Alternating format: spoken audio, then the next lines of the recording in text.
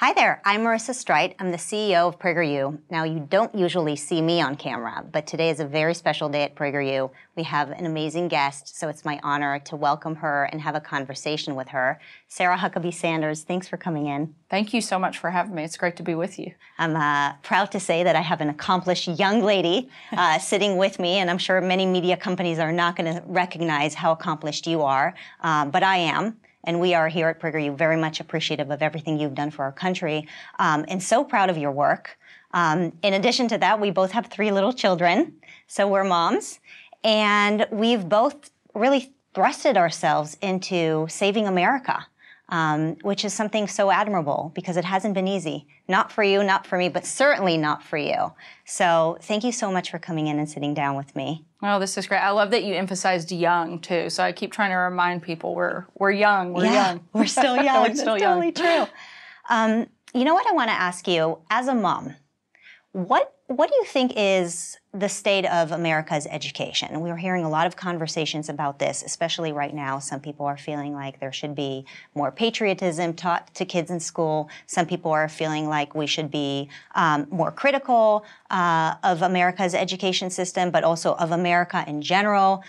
So what are your thoughts on that? Well, I think one of the most dangerous things we can do is get away from the real purpose of education, and that is to focus on the students. So much of what we've seen take place over the last several years, even the last decade, is moving more of the teachers' unions are the focus and the everything except the students. And we have to get back where the number one priority is about what is best for the kids. Certainly, I think one of the things that makes America so incredible is that we do have a patriotic spirit and we do believe in certain values and we protect and we fight and we preserve those values. If we lose that, we lose who we are as a country. And kids shouldn't be ashamed to be Americans. They should be proud. And we've got to go back to instilling that in their schools and in our homes too. I think equally as important, if not more so, that we do that first and foremost at our home. Is America not teaching kids what they should be learning about America? Well, I think it's not even just what's happening in schools, but our culture as a whole. Certainly the radical left has made it somehow negative now to be an American. We shouldn't apologize for being the greatest country on the planet. We should be proud of that and help other countries come alongside us to achieve what we have done. And I don't think there's anything wrong with kids learning to celebrate and be proud of this country. And we've definitely seen a major shift away from that, but not just in our schools, in our entire culture. And we've got to get back to where that's not a negative thing. It shouldn't be a political thing anymore to be proud of being an American. And what do you think it does for like a young child? How old is your oldest? Mine are 8, 6, and 5. 8, 6, and 5. So mine are 7, 5, and 2. And, you know, I keep thinking about the messaging for children. So what do you think it does to the psyche of a child to hear that all this negativity about America? What, from your experience, what do you think it feels like for children? Well, certainly I think it's a negative when it shouldn't be. Again, one of the things that kids should be proud of is who they are. Both being an American at my house, I want my kids to be proud that we're a family of faith, that we are proud conservatives. We shouldn't be ashamed of who we are. God created us with a specific purpose. We're all still Americans, and that's a great thing. I agree with you. And I would say, you know, people will say to me, well, don't you think your kids should learn about slavery? Don't you think your kids should learn about some of the negative things that have happened in American history? To that, my response is oftentimes, of course they should learn about slavery and the wars. And I'm not saying that America is perfect. First of all, I think there's a time and a place to teach a child about American history. So at a certain age, there's also perspective that needs to be considered when you're teaching young children. But also, it's about the quantity of it. How much negativity of America do we need to teach versus how much positive aspect of America, and how you teach it matters as well. Which really leads me to another concern of mine, which is the New York Times 1619 project. So can you tell our audience a little bit about that, and why are people concerned about it? Well, I think first and foremost, I don't know that I want the New York Times dictating anything that my kids learn. In large part, have some real problems with the New York Times and the fact that I think they're far more opinionated than they are a news-based organization anymore. And I don't want to see them infiltrate our schools in the way that they, I think in so many places, have hurt journalism today by putting out information that's more opinion than news, but masking it as news. And on the other hand, I know the president has started sort of an opposing commission to remind kids it's okay and we should be celebrating the greatness of America and be proud of it. And it's okay to stand for the flag and say the Pledge of Allegiance and sing the Star-Spangled Banner. Those are good things, not negative things. I'm glad you brought up the 1776 Commission. So in some ways, it's been a response to the 1619 Project. Is there a place for the president to get involved in America's education? Because I'm hearing a lot of criticism saying that this is complete government overreach. You know, the government should not get involved in educating America. So what's your perspective on that? Certainly, I think there's a role to play. I think the president absolutely has a right to set the tone for our education system. I think that's exactly what he's doing and reminding people that patriotism isn't a negative, but actually a positive. Yeah, I'll say that for me. I mean, this past summer has been so overwhelming with this onslaught against America. I don't think I've ever experienced a 4th of July like the 4th of July we experienced this past year, where in Los Angeles, I was afraid to put an American flag up, which I think is devastating. It's devastating for our community, for our country, to have that kind of culture that is so anti-American and anti-patriotic. And it's very surprising that being pro-America is considered a political divisive issue. I mean, what is so divisive? We're all American. Right. So why being pro all of us is considered divisive? It's quite strange that even if you display the American flag right now, it's considered, you know, out of vogue and considered a terrible thing, and that children should not do it. So, you know, I'm actually very grateful about it. Is there anything else you want to add about the details of this commission, and what do you think people can expect? I mean, I don't know. Some people have asked, is the government going to start, you know, being heavy-handed about going to every single school and making sure that there is a particular curriculum that's being implemented? Is that what, you know, we're to expect, or what are your thoughts on that? I can't imagine under a Trump administration there's a heavy government intrusion. If anything, I think they've proven that that's the opposite of the type of administration he's going to run.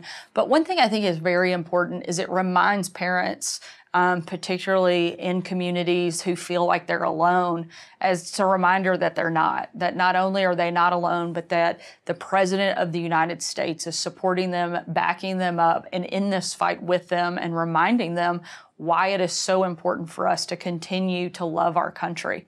You mentioned this point about feeling alone, which is, again, something I really related to as a parent and as an educator. My background is actually in education. This past summer, I felt incredibly alone. And I've heard from many other parents who felt the same way.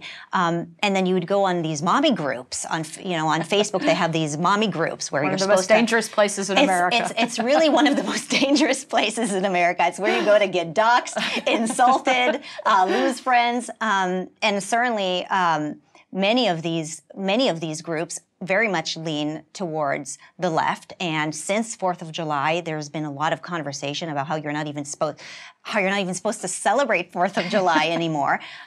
So, you know, I was very much taken back by it, because I just felt like moms like me, parents like me, or educators like me did not have a place to go to find like-minded people. And it's just very hard to fight this onslaught alone. It's really hard, and you don't really know what kind of curriculum you can use with your children if you're, let's say, you're a homeschooler. But if you're not a homeschooler and you send your kids either to a private school or a public school, what is okay and what is acceptable? And I felt very much alone in this entire process, and I started looking for resources, trying to see how I can inoculate my children or supplement the education that they were getting, especially during the lockdown that they were at home. And I just kept finding all these barriers. It was very, very challenging. So we decided at PragerU to launch this program called PrEP. PragerU resources for educators and parents. And essentially it's two things. One is it's just a page of resources, some links that you can find, some great books to order, great essays, great conversation, discussion points with your children. And the other part, which was that component that I felt that I was missing, was a forum where people who join PrEP can actually speak to other parents and talk about how to crowdsource these problems that we're dealing with, whether it's the onslaught or just feeling alone or not being sure how to talk to some of the educators and parents in our school. The issues are many, but hopefully this group can come together and help support one another.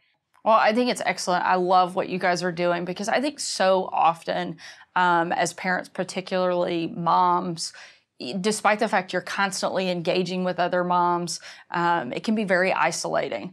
And I think social media, while it's a great tool, has been one of the worst things to ever happen to parents because you see the highlight reels of everybody's best life, the best family photo, the best family trip, the perfect lunches, the perfect birthday parties. And as moms, we put so much pressure on ourselves to live up to the expectations of everybody else's highlight reel. And I think having a support system in place and a platform for people to come and share ideas, talk about best practices, and actually empower one another instead of tear each other down is so needed, so desperately needed. I've encouraged many parents through, the PrEP forum that we've created and some speeches I've given recently to get involved, to sit on school boards, to volunteer in school and be vocal, get involved in, even on a city level, one should get involved in not just big politics, but local politics, right? It's not just about what's happening in Washington, but what's happening on a local level. And parents have asked me, what do you do about your children? Aren't you afraid that there's going to be retaliation against these children? If the educators or the administrators will find out that you're a parent that's causing all kinds of problems, are you worried that your kids are going to end up suffering for that and from that? And I do think it's a legitimate question. Do you have any advice for them or any thoughts on what to say to that kind of a concern? Well, I think the most important thing, and you touched on this, is to be involved. I think we've seen over the last several months just how important local leadership really is, with government intruding on literally everything as a result of the COVID pandemic. Having strong local leadership, people that are making good decisions you agree with, has never been more apparent than what we've seen in the last 6 months, whether it's the school board or city commissions or your mayor or your governor. You want people that are reflecting the same ideas that you have. So being involved is absolutely critical, probably now more than it ever has been before. People that are afraid, I think the biggest thing you can point to is if you're not willing to stand up for what matters for your kids, who will?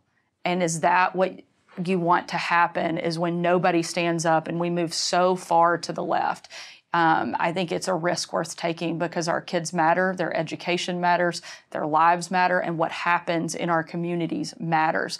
And if good people that believe in principled education and believe in America and its greatness aren't willing to stand up and fight for it, we won't have it anymore. Yeah, I feel like at the very least, it's not easy, but we're very lucky that at least we go to sleep at night knowing that we haven't ignored the problem and we haven't done nothing about it. And I think there's something that everybody can do, something little. I mean, they don't have to be a White House press secretary necessarily. I wouldn't advise that for everybody. I would definitely advise against that. But they can write a letter, right? Or they can, buy a curriculum that is going to have a more positive impact on their children, and everybody can find their comfort level as to what to do. But doing nothing will lead to, likely a lot of problems, and then we'll regret it. And I think many people don't want to look back and say, I could have done something, but I haven't because, I was too busy, or I was afraid, or I just didn't think it was that big or that important. I think the time to act is now, and if people are concerned about what they're seeing in America, they should be vocal about it. Absolutely. So there's a story, and I actually close my book with this story and I think it touches on exactly what you were just saying. a while back, an 11-year-old girl went with her parents to Israel. And they went to see all of the historical sites, the biblical sites. And the last stop on their trip, one of the very last of their trip, was to go to Yad Vashem. And she was only 11, and her parents debated whether or not they should take her.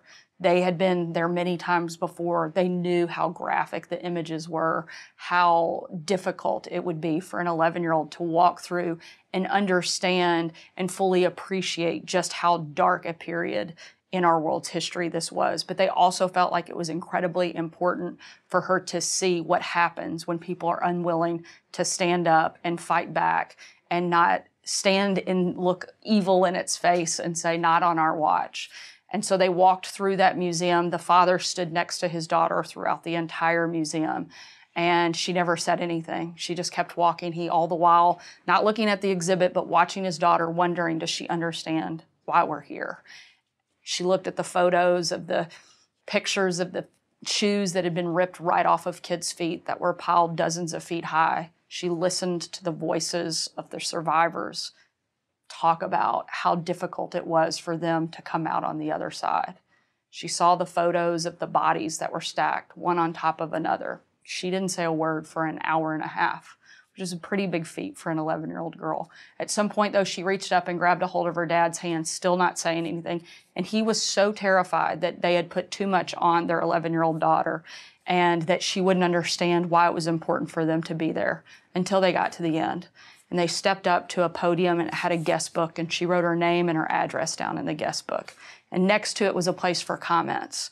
The father was looking over his daughter's shoulder, wondering, will she write something that lets me know she understands why we're here?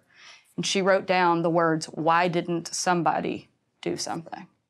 And it was so clear for both of them that if good people don't stand up for what's right, bad things happen. I get emotional telling that story. I was the 11-year-old girl. My dad walked me through that museum. I will never forget the images of what it looks like when good people don't fight for what matters, when good people don't stand up and fight for what's important. If we don't do that in America, we can lose our country. We lose who we are. So we have to step up. We have to be willing to be the somebodies who do something and say, not on our watch, not in our country. Thank you. Thank you for sharing that story with me. I can't think of a better way to end this segment. I know, I feel incredibly energized to keep doing what I'm doing, and I'm unbelievably grateful for what you do for our country. So thank you. And you know what? It's just it's a real pleasure to serve alongside you. Well, thank you. It's an honor to be here with you today. Thank you. If you want to leave with any final comments for our audience, any advice on what parents can do? I think the most important thing we can do, one, is love our kids. Let them know how important they are to us, what a priority they are for us, and that we're willing to stand up and fight for them and make sure that they get to continue living in the greatest country on the face of the planet. We shouldn't take that for granted, and we should do what is necessary to protect them and protect our great country. Well, you heard it directly from Sarah. I couldn't agree more, and I'm sure you all agree with us as well. So if there's anything you can do to help protect our country, please, we invite you to join us and check out prep at prageru.com. We hope to see you there, and thanks again.